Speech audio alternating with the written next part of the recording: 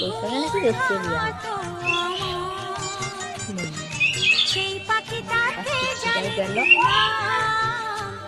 সেই পরিচয় তার নাম।